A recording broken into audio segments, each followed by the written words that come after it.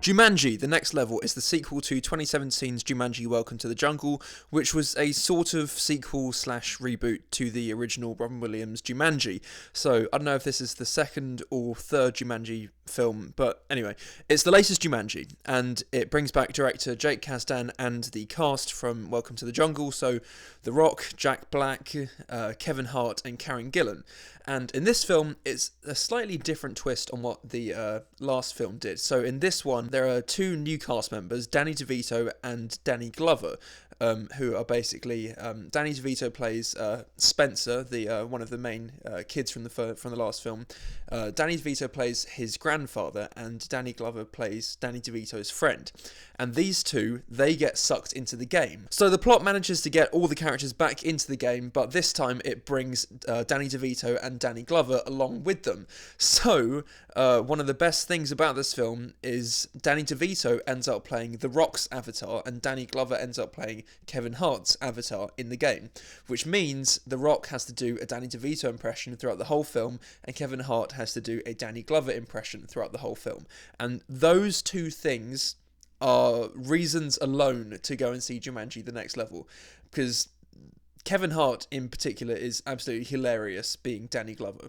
So aside from the cast and the humour being great, this is just a really enjoyable sequel to a very enjoyable film. Jumanji Welcome to the Jungle was one of the most surprising films I have ever seen, really. I remember from the marketing and just everything leading up to that film, everyone thought it was going to bomb, that it was going to be terrible, but then it ended up actually being surprisingly good. And since this was sort of rushed into development, it only came out 2 years after the last one, this film could have easily been rushed and not very good, but surprisingly I enjoyed this film actually more than Welcome to the Jungle. Basically everything that I liked about the last film I like in this one. The cast is fantastic, the humour is still so on point, it's still really really funny, the action scenes are just enjoyably put together. I just love the whole video game setup. So basically all the action set pieces are like different levels to the game.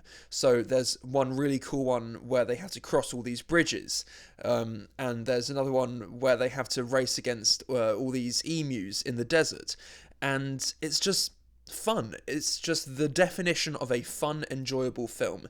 The villain is, I don't know, basically the same as last time, really forgettable, but he was played by the guy who plays the Hound from Game of Thrones, and there's one point where he's in this snowy castle and it literally looked like they took it from Game of Thrones.